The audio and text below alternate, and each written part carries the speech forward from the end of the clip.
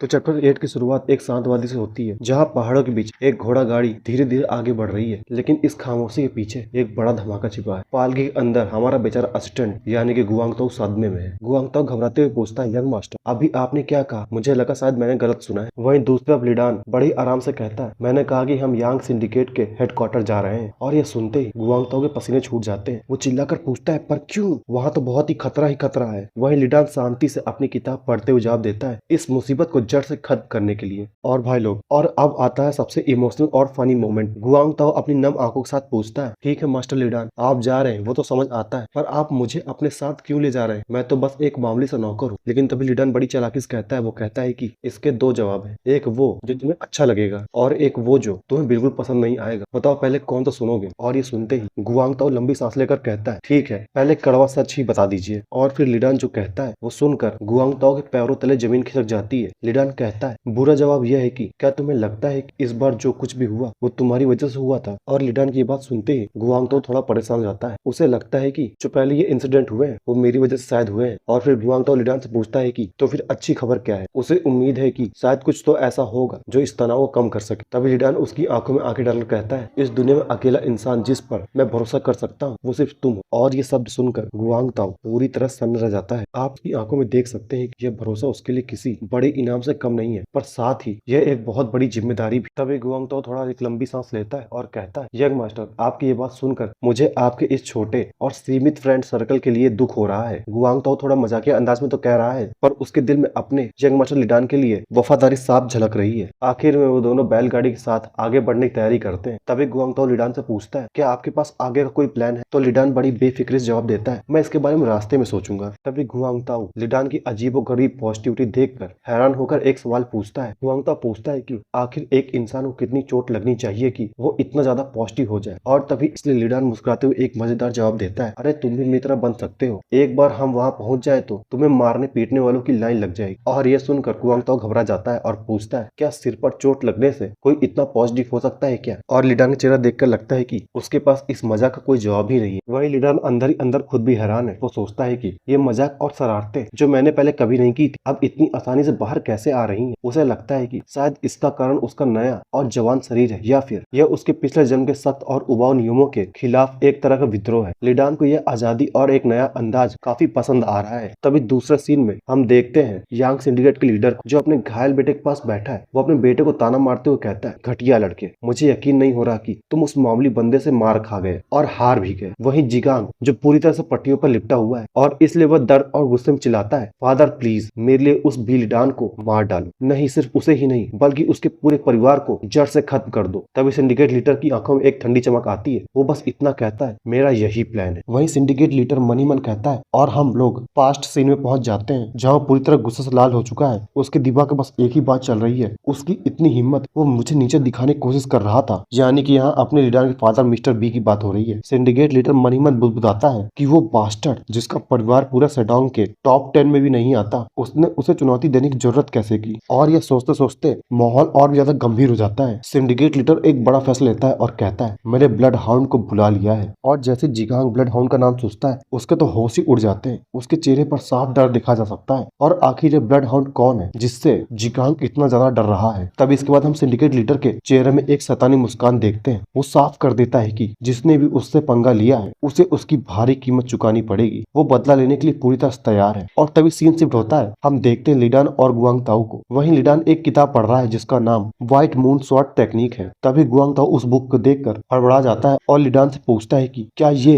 Patriarch की exclusive martial art तकनीक नहीं है? और ये सुनते ही लिडान बड़े आराम जवाब देता है, हाँ वही है, लेकिन तुम अचानक इतना फुसफुसा क्यों रहे हो? तो गुआंगताओ लिडान को जवाब देता है कि यह एक बहुत ही कीमती मार्शल आर्ट, अगर बाहर खड़े घुड़सवार ने कुछ सुन लिया तो बहुत ज्यादा अनर्थ हो जाएगा। लेकिन हमारा लिडान वो तो बस अपनी धुन में। लिडान गुआंगताओ से कहता है कि तुम्हारी ये हरकतें लोगों को और ज्यादा शक में डाल देंगी। और जैसे गुआंगताओ ये बात सुनता है तो वो हक्का बक्का रह जाता है। तभी गुआंगताओ लिडान का मजाक उड़ाते हुए कहता है कि हा हा हा हा, अरे ये व्हाइट मून स्वॉर्ड तकनीक, इसमें तो कुछ भी खास नहीं है, यह तो एक नॉर्मल बुक है। तभी ये सुनकर लिडान उसे धमकी देता है, रुको, मुझे अपने फादर को बताना होगा कि तुमने अभी अभी क्या कहा। और जैसे गुआंगताओ फादर का नाम सुनता है और ये बात सुनकर गुआंगताओ के पसीने छूट जाते हैं। वो एकदम सुदबुद होकर चिल्लाकर कहता है, अरे अरे तुम ऐसा क्यों कर रहे हो? पैट्रियार्क, दुनिया की सबसे बेहतरीन तलवारबाजी तो यही व्हाइट मून स्वॉर्ड तकनीक ही है। वहीं लिडान तो अब तो परेशान हो जाता है। वो सोचता है कि ये तो पल भर में अपनी बात कैसे पलट देता है। लिडान गुआंगताओ से कहता है अगर तुम ऐसा बार बार अपनी बात बदलोगे तो उन्हें वाकई शक हो जाएगा जहाँ हम जा रहे हैं। तो गुआंगताओ बोलता है आखिर मैं करूँ तो क्या करूँ। वही लिडान मन ही मन सोच रहा होता है कि असल में ये तकनीक इतनी बुरी भी नहीं है। अगर वह इसे रेटिंग दे तो ये नॉर्मल से थोड़ा ऊपर ही रहेगी। लेकिन भाई लोग आपको क्या लगता है कि ये इसे क्यों सीख रहा है? ये तो पहले से स्वॉर्ड मास्टर है। तभी लिडान हमें बताता है कि मुझे इसे सीखने की जरूरत तो नहीं है, लेकिन अगर मुझे अपनी असली मार्शल आर्ट स्किल छिपानी है तो इसके अलावा और कोई रास्ता नहीं है। यानी आप तो जानते ही ना कि लिडान पहले से बहुत ज्यादा ताकतवर है और ये सब इसके लिए एक दिखावा है। तभी गुआंगताओ लिडान पर तंज कसते हुए कहता है, वह कहता है कि तुम्हें पढ़ते हुए देखना वाकई में बहुत ज्यादा अजीब लग रहा है, क्योंकि तुम्हारी पूरी जिंदगी में तुमने सिर्फ दो ही चीज पढ़ी है, एक तो शराब खानों के मेन्यू कार्ड और दूसरा नगर वधुओं के हाजिरी की लिस्ट। तभी लिडान गुआंगताओ से पूछता है कि क्या तुम मार्शल आर्ट सीखना चाहते हो? और ये सुनकर गुआंगताओ हक्का बक्का रह जाता है। पहले तो उसे अपनी कानों पर यकीन नहीं होता और फिर वो घबराकर मना कर देता है। लेकिन लिडान की नजरें बहुत तेज है। वो भाप लेता है कि इस ना के पीछे कोई गहरी वजह है। लिडान कहता है कि तुम्हारे जवाब देने में देरी हुई, यानी तुम्हारे दिल में चाहत तो है पर तुम खुद को रोक रहे हो। तभी गुआंगताओ अपनी बेबसी जाहिर करते हुए कहता है मुझ जैसे मामूली इंसान मार्शल आर्ट कैसे सीख सकता है? तो लिडान बोलता है तो क्या हुआ, अगर यांग सिंडिकेट जैसे घटिया लोग भी इस मार्शल आर्ट को सीख सकते हैं तो तुम क्यों नहीं सीख सकते? तो गुआंगताओ बोलता है क्योंकि वो एक बड़े और रईस खानदान में पैदा हुए थे, उनके पास बचपन से ही बेहतरीन मास्टर थे। तब लिडान एक ऐसी बात कहता है जो जिहांगू यानी मार्शल आर्ट की दुनिया का सबसे बड़ा सच। वो कहता है एक असली योद्धा बनने के लिए ना तो उसे ऊंचे खानदान की जरूरत है और ना ही किसी नामी मास्टर की। और ये सुनकर गुआंगताओ थोड़ा उलझन में पड़ जाता है। तभी लिडान गुआंगताओ से एक सवाल पूछता है। वो पूछता है कि अगर फैमिली और मास्टर मायने नहीं रखते तो फिर क्या ऐसी चीज है जो इंसान को महान बनाती है? ये सुनकर गुआंगताओ बड़ी उलझन में पड़ जाता है। वो कहता है क्या वो कुदरती हुनर है, या फिर क्या वो एक फौलादी शरीर है, या फिर हार न मानने वाली इच्छा शक्ति? वहीं गुआंगताओ पूरी कोशिश कर रहा है यह समझने की कि आखिर कामयाबी का असली राज क्या है। वह अंदाजा लगाता है और पूछता है क्या यह मेहनत है, क्या मैं सही हूँ? लेकिन जवाब वह नहीं था जिसकी गुआंगताओ को उम्मीद थी। लिडान काफी शांति से कहता है नहीं, मेहनत से भी ज्यादा जरूरी कुछ और है। और इस सुनकर गुआंगताओ की उत्सुकता बढ़ जाती है। वो पूछता है तो फिर वह आखिर है क्या? और जवाब आता है सिर्फ एक शब्द में, रिलेशनशिप यानी कि रिश्ता। और यह बात सुनकर गुआंगताओ पूरी तरह से हैरान रह जाता है। उसे समझ नहीं आ रहा है कि इस मार्शल आर्ट की दुनिया में रिलेशनशिप का क्या काम है। वह हकलाते हुए दोहराता है रिलेशनशिप। तभी लिडान अपनी बात को साफ करते हुए कहता है, वह कहता है हाँ, जियांगू के साथ एक रिश्ता। और भाई ये सुनकर तो गुआंगताओ का दिमाग चकरा जाता है। उसे लगता है कि लिडान शायद उसे घुमा रहा है या कोई ऐसी बात कर रहा है जिसका कोई सर पैर ही नहीं है। वह चिढ़कर कहता है ये क्या है, ये क्या बकवास है, ये सीधा सीधा कहिए ना कि आप बताना नहीं चाहते। वहीं लिडान ये बात सुनकर मन ही मन मुस्कुराने लगता है और अपने पुराने कुछ अतीत के पल याद करने लगता है। बैकग्राउंड में यादों की झलक दिखाई जाती है। वो मन ही मन कहता है शायद गुआंगताओ को लग रहा है कि मैं उससे मजाक कर रहा हूँ, लेकिन मैं पूरी तरह सीरियस था। लिडान आगे कहता है जियांगू की दुनिया में अगर कोई वाकई में बड़ा इंसान बनना चाहता है तो उसके लिए रिश्ते और कनेक्शन सबसे ज्यादा महत्वपूर्ण चीज है, यानी भाई के लिए उसूल पहले है। तभी सीन शिफ्ट होता है और हम देखते हैं कि ये दोनों सफर करते हुए एक सराय में पहुंचते हैं। रात काफी ठंडी है और अंधेरी है। हमारा लिडान काउंटर पर जाकर सीधे कहता है प्लीज हमें एक कमरा दे दीजिए। अब यहाँ ट्विस्ट आता है। गुआंगताओ जैसी कमरे की बात सुनता है तो लिडान से थोड़ा झिझकते हुए कहता है ठीक है, तो फिर मैं बाहर बग्गी में सो जाता हूँ। गुआंगताओ को लगा कि शायद यंग मास्टर लिडान अकेले कमरे में रहना चाहते हैं, लेकिन भाई हमारा लिडान अब तो वो रिश्तों को निभाने वाला बंदा बन चुका है। वह गुआंगताओ से गुस्से में टोकते हुए कहता है ये क्या बकवास कर रहे हो, मैंने कमरा इसलिए नहीं लिया कि तुम इस कड़ाकी की ठंड में बाहर सो। वही गुआंगताओ बेचारा हक्का बक्का रह जाता है। वो पूछता है जी क्या मतलब? तब हमारा लिडान बड़े शांत भाव से बम फोड़ता है मेरा मतलब है कि हम दोनों एक ही कमरे में सो सकते हैं बेवकूफ। तब लिडान पैसे बचाने के चक्कर में गुआंगताओ से बोलता है हमारे कमरे में 2 बेड है ना, तो फिर मैं अपने पैसे फालतू में क्यों बर्बाद करूं, वो भी अलग अलग कमरे के लिए। और ये सुनकर गुआंगताओ पूरी तरह से कंफ्यूज हो जाता है। वह पसीना पसीना होकर कहता है मेरा वो मतलब नहीं था, लेकिन यंग मास्टर मैं आपके साथ एक ही कमरे में कैसे सो सकता हूँ, ये तो मर्यादा के खिलाफ है। गुआंगताओ मन ही मन सोचता है कि ये तो बहुत बड़ा पाप हो जाएगा यार। गुआंगताओ इतना ज्यादा डर जाता है कि वो कहता है मैं तो अब घोड़ा गाड़ी में सो जाऊंगा। लेकिन लिडान उसे टोकते हुए कहता है बस बहुत हुआ, ऊपर कमरे में जाने से पहले चलो कुछ पीते हैं। और ये सुनकर गुआंगताओ की आंखें फटी फटी रह जाती हैं। वह हैरान होकर पूछता है क्या आप मेरे साथ ड्रिंक करना चाहते हैं? तब लिडान बड़े कूल अंदाज में जवाब देता है तुम्हारे अलावा यहाँ है ही कौन। तभी इसके बाद गुआंगताओ और लिडान एक टेबल में बैठ जाते हैं और कुछ स्नैक और ड्रिंक का ऑर्डर देते हैं। वहीं गुआंगताओ अभी भी थोड़ा हिचकिचा रहा था। उसे देखकर लिडान पूछता है क्या हुआ, तुम इतने परेशान क्यों लग रहे हो? तो गुआंगताओ मुस्कुराते हुए लेकिन थोड़ी सी नम आंखों के साथ कहता है दरअसल ये मेरा पहली बार है जब मैं आपके साथ एक ही टेबल पर बैठा हूँ और ड्रिंक पीने जा रहा हूँ, और सच कहूँ तो एक ही कमरे में सोना भी मेरे लिए पहली बार ही होगा। और गुआंगताओ की बात सुनकर लिडान मन ही मन कहता है सच में भी लिडान एक नंबर का बेवकूफ था। और भाई लोग आप जानते ही होंगे कि लिडान शरीर में कोई और है। अगर आपको नहीं पता तो आप पहले चैप्टर में देखते हैं और इसलिए उसके चेहरे पर अजीब सी शांति और थोड़ा उदासी हो जाती है। तभी इसके बाद लिडान अपने साथ बैठे हुआंग ताओ की तरफ शराब की बोतल बढ़ाता है और बड़े प्यार से कहता है, लो अब मेरे साथ एक ड्रिंक लो।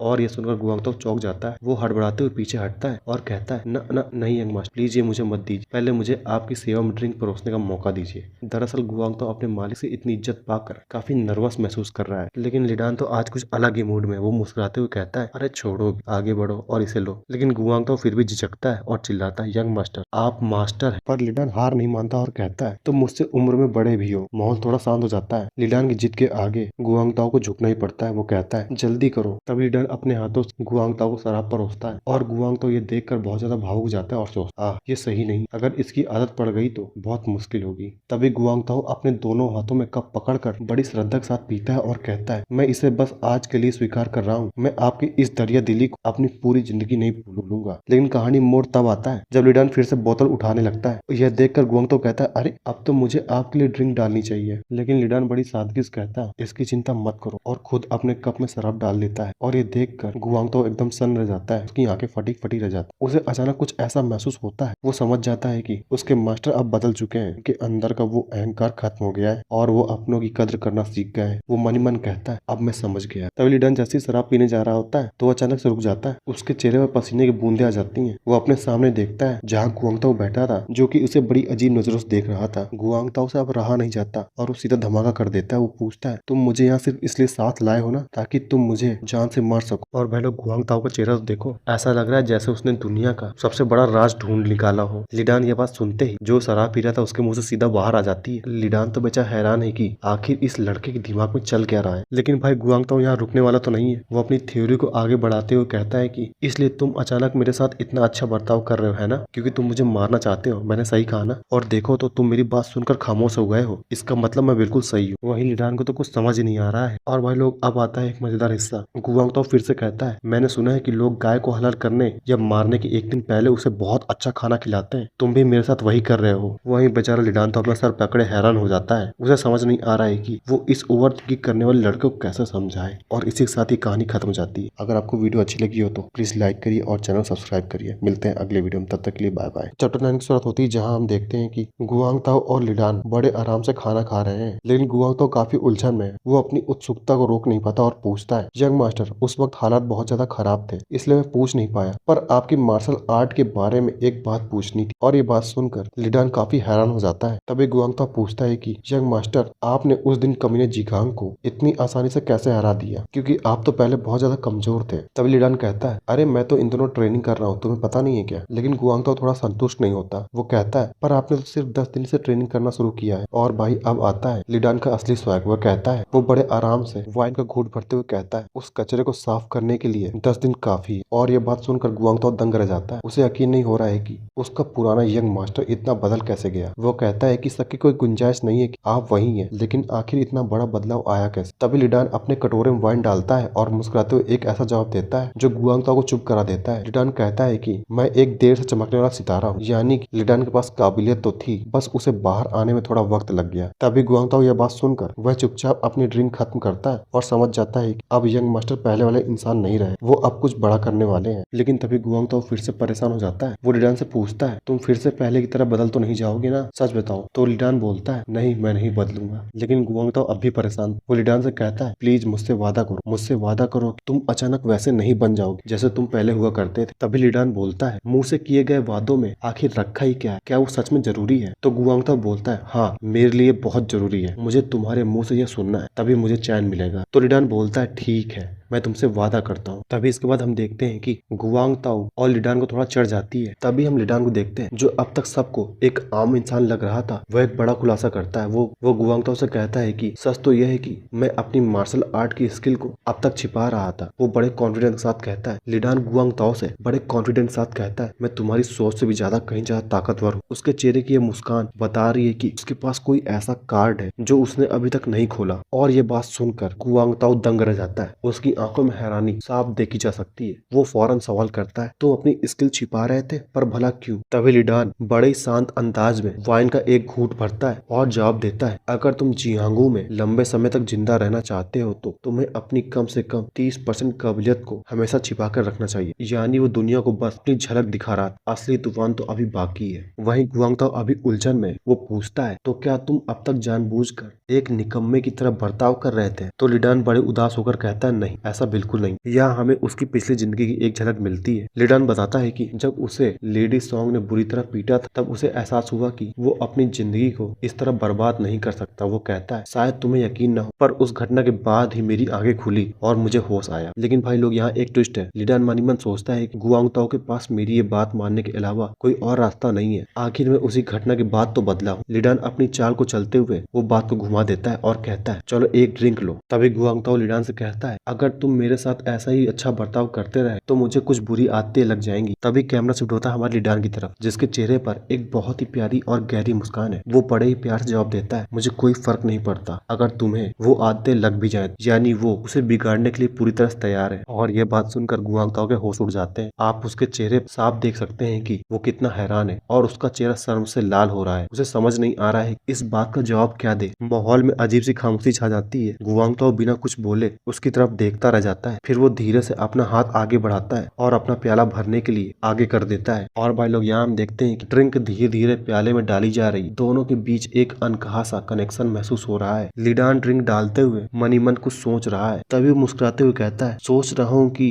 तभी वो अचानक से रुक जाता है, लेकिन तभी माहौल काफी हल्का हो जाता है। लेकिन बातों ही बातों में एक बड़ा फैसला होने वाला है। हम देखते हैं कि गुआंगताओ कहता है कि अपनी पूरी जिंदगी में मैंने पहली बार इतनी ज्यादा शराब पी है। तभी इसके बाद सीन शिफ्ट होता है और हम देखते हैं एक डोंगपिंग जगह को, जहाँ लिडान और गुआंगताओ कहीं जा रहे होते हैं। तभी गुआंगताओ लिडान से पूछता है कि तो अब आगे तुम्हारा क्या प्लान है, हम क्या करने वाले हैं? तभी लिडान उसे बताता है कि हमें यह पता लगाना ही होगा कि वो आखिर क्या साजिश रच रहे हैं। उनके इरादे नेक नहीं लग रहे हैं, लेकिन मुश्किल यह है कि दुश्मनों के बारे में जानकारी जुटाना आसान नहीं है। वो आगे कहता है कि चूंकि दुनिया में किसी को भी उसके असली प्लान के बारे में नहीं पता, तो हमें किसी ऐसे इंसान को ढूंढना होगा जो अंदर की खबर दे सके, यानी कि हमें दुश्मन के किसी करीबी से जानकारी निकालनी होगी। लेकिन तभी अचानक गुआंगताओ एक हैरान कर देने वाली बात कहता है। वो लिडान से पूछता है क्या तुम यह काम मुझ पर छोड़ सकते हो? यह सुनकर लिडान दंग रह जाता है। उसे यकीन नहीं होता कि गुआंगताओ खुद को इतने बड़े खतरे में डालने के लिए तैयार है। लिडान थोड़ा हिचकिचाते हुए कहता है लेकिन यह बहुत खतरनाक हो सकता है। तभी हम गुआंगताओ की चेहरे पर देखते हैं जो बहुत शांति से खड़ा है। वो जानता है कि खतरा बड़ा है, लेकिन उसे खुद पर भरोसा है। लेकिन तभी लिडान कहता है कि अगर तुम पकड़े गए ना तो वो तुम्हें बड़ी बेरहमी से टॉर्चर करेंगे। वो लोग तुम्हें गर्म लोहे से दागेंगे या फिर आरी से तुम्हारी उंगलियां काटेंगे। और ये बात सुनकर गुआंगताओ घबराहट में हंसने लगता है। वो मजाक में कहता है ठीक है, इससे पहले कि वो मुझे टॉर्चर करना शुरू करे मैं उन्हें सब बता दूंगा। मैं उन्हें बता दूंगा कि आप कहाँ छुपे हो और ये सब करने का हुक्म भी आपने ही दिया था। वही गुआंगताओ को लगा था कि उसकी ये बात सुनकर लिडान गुस्सा हो जाएगा, लेकिन जवाब बिल्कुल उल्टा मिलता है। लिडान बहुत ही शांति से कहता है बिल्कुल तुम यही करना, मेक श्योर कि तुम उन्हें सब बता दो। वही गुआंगताओ तो अब हैरान रह जाता है। वो हड़बड़ाते हुए कहता है अरे मैं तो बस मजाक कर रहा था, पर आप इसे बुद्धिमानी भरी वफादारी क्यों कह रहे हैं? और भाई लोग अब आता है इस सीन का सबसे गहरा हिस्सा। लिडान कहता है आमतौर पर लोग कहते हैं कि वफादारी का सबसे ऊंचा रूप है मौत तक साथ निभाना, लेकिन लिडान आगे कहता है लेकिन मैं तुमसे वैसी वफादारी नहीं चाहता। वही गुआंगताओ पूरी तरह से कंफ्यूज हो चुका है। उसके मन में बस एक ही सवाल है जो पूछ बैठता है, पर क्या एक गद्दारी नहीं है? लेकिन यहाँ लिडान का मानना है कि अपनी जान फालतू में गंवाने से बेहतर है कि सच बोलकर अपनी जान बचाई जाए, ताकि भविष्य में फिर से साथ काम किया जा सके। और इसे ही वाइस लॉयल्टी कहते हैं। तभी इसके बाद कैमरा फोकस होता है लिडान के चेहरे पर। वो कहता है कम से कम अभी के लिए तो इसे एक समझदारी भरी वफादारी ही माना जाएगा। उसकी आंखों में एक गहराई है जैसे वो कोई बहुत बड़ा फैसला ले चुका हो। वहीं दूसरी तरफ गुआंगताओ परेशान दिख रहा है। वो कहता है ये सब कितना पेचीदा है, पर खैर मैं अपने फैसले पर पछतावा नहीं करने वाला, अब सब मुझ पर छोड़ दीजिए। तभी लिडान थोड़ा मुस्कुराता है और उसकी मुस्कान में एक भरोसा है। वो कहता है ठीक है, जैसा तुम्हें सही लगे। वहीं गुआंगताओ जाते जाते बोलता है मैं वापस आऊंगा यंग मास्टर लिडान। तभी दोनों एक दूसरे से दूर जाने लगते हैं। तभी कैमरा पीछे हटता है जहाँ हर तरफ हवा चल रही है और बहुत ज्यादा शांति है। लेकिन तभी गुआंगताओ रुकता है। उसके मन में एक सवाल आता है और यही आता है ट्विस्ट। गुआंगताओ तुरंत पलट कर वापस दौड़ता है और घबराते हुए लिडान से पूछता है सुनो भाई, तुम मुझे अकेले जाने दे रहे हो, पर असल में तुम चुपके से मेरे पीछे आओगे और मेरी हिफाजत करोगे, है ना? तभी गुआंगताओ अपनी उंगली उठाकर मासूमियत से कहता है लिडान से तुम मुझे ऐसी जगह से प्रोटेक्ट करोगे जहाँ से तुम्हें कोई नहीं देख सकता। I am right? तुम मुझे अकेला नहीं छोड़ोगे रहोगे ना, सही कहा ना मैंने? तभी लिडान मुस्कुराते हुए बोलता है, अगर तुम्हें इससे तसल्ली मिलती है तो तुम जैसा चाहो वैसा सोच सकते हो। वो आगे बढ़कर साफ कर देता है कि उसे अपने साथी पर पूरा भरोसा है। वो कहता है, क्योंकि मैं यह सारा काम अब तुम्हारे हाथ में छोड़कर जा रहा हूँ। तभी वहीं गुआंगताओ, जो एक लंबी सांस छोड़ता है, वह इस बात से थोड़ा हैरान रह जाता है। और तभी गुआंगताओ वहां जाने लगता है और जाते जाते पीछे मुड़कर चिल्लाता है, जब मैं वापस आऊंगा यंग मास्टर तो तुम्हें मुझे एक ड्रिंक पिलानी होगी। और ये बात सुनकर लिडान सिर्फ खामोश रह जाता है। शायद वो समझ गया है कि अब जिम्मेदारी उसके कंधों पर है। तभी लिडान बड़ी मुस्कुराहट के साथ बोलता है, मैं तुम पर बिलीव करता हूँ। तभी इसके बाद हम देखते हैं कि लिडान मन ही मन मुस्कुरा रहा है और एक बहुत ही पावरफुल डायलॉग मारता है। वो कहता है, मुझे यकीन है कि मेरा और गुआंगताओ का रिश्ता इतना कमजोर नहीं कि ऐसी किसी बात से टूट जाए। यह हमें पता चलता है कि इनके बीच का बॉन्ड सालों से मेहनत और साथ से बना है। तभी लिडान आगे कहता है, सिर्फ इसी तरह गुआंग तू और जियांगू का रिश्ता आगे बढ़ता रहेगा। यानी एक दूसरे पर भरोसा करना और अपनी जिम्मेदारियों को निभाना ही उनकी असली ताकत है। तभी इसके बाद हम देखते हैं कि गुआंगताओ और लिडान दोनों एक दूसरे से दूर जा रहे हैं और माहौल काफी भारी हो जाता है। तभी जाते जाते लिडान कहता है, यही वजह है पक्का करने की, तुम इसे हासिल कर लो। ऐसा लगता है कि जैसे कोई बड़ा मिशन या कोई आखिरी वादा उसके बीच हुआ हो। तभी इसके बाद सीन शिफ्ट होता है। यहाँ हम अपने लिडान को देखते हैं जो खिड़की के पास खड़ा होकर बाहर की तरफ देख रहा है। उसे गायब हुए 4 दिन बीत चुके हैं। बाहर खड़े लोग भी आपस में कानाफूसी कर रहे हैं। माहौल में एक अजीब सी बेचैनी है। तब लिडान अंदर ही अंदर बहुत परेशान है। उसके दिमाग में सबसे बुरे ख्याल आ रहे हैं। वो सोचता है, अब तक तो शायद उसे पकड़ लिया गया होगा, उसे टॉर्चर किया जा रहा होगा। वह आगे कहता है कि क्या पता, और भाई लोग यहाँ हमारे गुआंगताओ की बात हो रही हो के। वही लिडान सोचता है कि क्या पता अब तक वह जिंदा भी है या नहीं, शायद उसे मारकर कहीं जमीन पर दफना दिया गया होगा। लिडान के चेहरे पर गुआंगताओ के लिए डर साफ दिख रहा है। लेकिन तभी अचानक सन्नाटे को चीरती हुई एक आवाज आती है, क्लैक, जैसे कोई दरवाजा खुला हो। लिडान एकदम से चौंक जाता है और पीछे मुड़कर देखता है। उसके चेहरे पर हैरानी और उम्मीदें दोनों है। लेकिन तभी अचानक हम एक अजीब से आदमी देखते हैं जिसने अपनी आंखों को एक बड़ी सी बांस की टोपी के पीछे छुपाया हुआ है। उसकी कमर पर बंधी तलवार चीख चीख कर कह रही है कि ये कोई आम मुसाफिर नहीं है। तभी लिडान उसके पास आता है और कहता है, ये दुनिया बहुत बड़ी है और इस भीड़ में हमारा मिलना शायद किस्मत का खेल है। क्यों न इसी बात पर एक ड्रिंक हो जाए। और यह बात सुनकर लिडान मुस्कुराने लगता है। उसकी आंखों में एक अजीब सी गहराई है। वो बिना कुछ कहे मान जाता है कि ऐसा लगता है जैसे दोनों के बीच कोई गहरा राज जुड़ा हुआ है। तभी टोपी पहना वाला आदमी बड़े ठंडे अंदाज में लिडान से पूछता है, तो क्या तुम्हें मजा आया? उसका सवाल सीधा था, लेकिन उसके पीछे एक गहरा राज था। लेकिन जवाब वो नहीं मिलता जिसकी हमें उम्मीद थी। टोपी वाला शख्स अपनी टोपी हटाता है। उसके चेहरे पर पसीना है और आंखों में खौफ। वो हाँफते हुए कहता है, मजा? मुझे तो लगा था कि आज मेरी जान चली जाएगी। मैं इतना डरा हुआ था कि मौत को अपने सामने देख रहा था। तभी लिडान गुआंगताओ से पूछता है कि आखिर ऐसा क्या हुआ? तभी गुआंगताओ बताता है कि ये यांग सिंडिकेट चुपके से दुनिया भर के टैलेंटेड मुसाफिरों और आवारा योद्धाओं को इकट्ठा कर रहे हैं और ये सारा काम एक बेहद खतरनाक आदमी के जरिए किया जा रहा है जिसे दुनिया ब्लड डॉग के नाम से जानती है। और भाई लोग, ये आखिर ब्लड डॉग है कौन? आपको पता है क्या? अगर नहीं पता तो कमेंट करें। तब लिडान कहता है कि आखिर यांग सिंडिकेट इन योद्धाओं को इकट्ठा करके क्या करना चाहते हैं? तब लिडान बोलता है, तो क्या वो लोग वैगा बॉन्ड्स के यानी कि घुमक्कड़ लड़कों को इकट्ठा कर रहे हैं? तभी गुआंगताओ जवाब देता है, हाँ, ऐसा लगता है कि उन्हें पहले ही दर्जनों लोगों को इकट्ठा कर लिया है। उनका प्लान साफ है, वो हम पर हमला करने की तैयारी कर रहे हैं। गुआंगताओ आगे बताता है कि वो लोग सिर्फ फौज ही नहीं बना रहे बल्कि शहर में गंदी अफवाह भी फैला रहे हैं। वे कह रहे हैं कि यांग जिगांग ने लिडान को इसलिए पीटा क्योंकि उसने एक लड़की के साथ बदतमीजी करने की कोशिश की थी। और ये सुनकर लिडान थोड़ा मुस्कुराने लगता है। वो कहता है, लोग इस पर यकीन भी कर लेंगे। आखिर मैंने अतीत में काफी बुरे काम जो किए हैं। लेकिन गुआंगताओ इस बात को फौरन नकार देता है। वो कहता है, भले ही आप लोगों को मारते पीटते हो, लेकिन आप कभी इतने गिरे हुए इंसान नहीं थे जो किसी लड़की के साथ ऐसा कुछ करे। लेकिन तभी लिडान बात को घुमाते हुए पूछता है, खैर अफवाहें तो अक्सर बढ़ा चढ़ाकर ही बताई जाती हैं, लेकिन तुम्हें यह सब कुछ कैसे पता चला? क्या तुम भेष बदल कर उनके पीछे गए थे? तभी गुआंगताओ एक बड़ा खुलासा करता है। वो जवाब देता है कि नहीं, मुझे किसी जासूस ने नहीं बल्कि यांग सिंडिकेट के एक मेड ने ये सब बताया है। और ये सुनकर लिडान थोड़ा हैरान होता है। लेकिन गुआंगताओ बड़े कॉन्फिडेंस के साथ कहता है, यांग सिंडिकेट की एक मेड अब मेरी तरफ आ चुकी है और हमारे लिए काम कर रही है। और ये सुनकर लिडान के चेहरे पर एक अजीब सी मुस्कान आ जाती है। अब खेल पलट चुका है क्योंकि दुश्मन के घर में भी हमारा भेदी मौजूद है। तभी बातचीत के दौरान गुआंगताओ बोलता है कि जैसा कि आप जानते हैं, मुझे पता है कि उसके जैसे लोगों को कैसे खुश रखा जाता है। गुआंग तो अपनी कामयाबी पर थोड़ा इतरा रहा है और फिर अपनी किस्मत को भी श्रेय देता है, लेकिन असली धमाका तब होता है जब वह एक गहरी बात बताता है। वह कहता है कि बाजार में एक अफवाह उड़ रही है कि यांग जिगांग ने अपनी सेवा करने वाली एक नौकरानी की बेरहमी से हत्या कर दी थी। यही वह वजह है कि लोग अब यांग परिवार को बिल्कुल पसंद नहीं करते। तभी हम लिडांग देखते हैं जो कि मनी मन सोच रहा है कि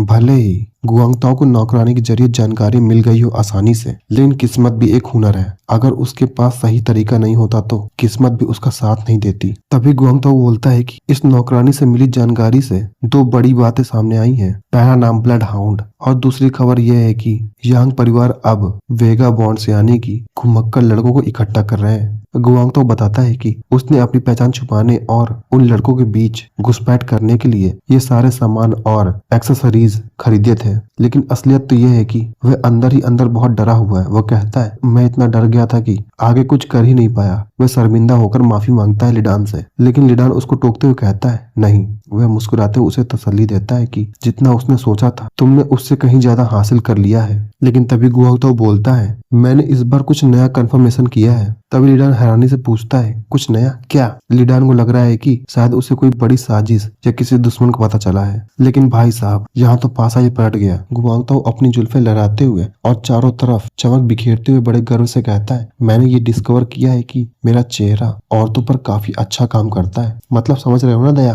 बंदा अपनी प्रीति बॉस शक्तियों को पहचान गया है। उसे अब पता चल गया है कि उसकी शक्ल ही उसका सबसे बड़ा हथियार है। और भाई लोग ये सुनकर लिडान के पास कुछ कहने को बचा ही नहीं। बैकग्राउंड में बस सन्नाटा छा जाता है। वो बस उसे घूरता रह जाता है जैसा कह रहा हो कि भाई सीरियसली हम यहाँ जान बचाने की बात कर रहे हैं और तुझे अपनी खूबसूरती की पड़ी है। लेकिन भाई लोग यहाँ गुआंगताओ अपनी तारीफों के पुल बांधना बंद नहीं करता। वो कहता है कि खैर छोड़ो ये सब, क्या हमें अभी वापस नहीं जाना चाहिए? हमें पैट्रियार्च मिस्टर बी को इन्फॉर्मेशन देनी चाहिए। लेकिन यहाँ आता है कहानी का असली मोड़। लिडान एकदम गंभीर होकर कहता है नहीं, हम वापस नहीं जा रहे हैं। तो गुआंगताओ हैरान रह जाता है। वह कहता है हाँ हम वापस नहीं जा रहे, क्यों? वहीं लिडान की आंखों में एक अलग ही चमक दिखाई दे रही है। वो कहता है कि जो हमने शुरू किया है उसे हमें फिनिश करना होगा, तभी हम घर जाएंगे। और इसी के साथ ही स्टोरी खत्म हो जाती है। तो आपको ये अच्छी लगी हो तो प्लीज लाइक करिए और चैनल को सब्सक्राइब करिए। मिलते हैं अगले वीडियो में, तब तक के लिए बाय बाय।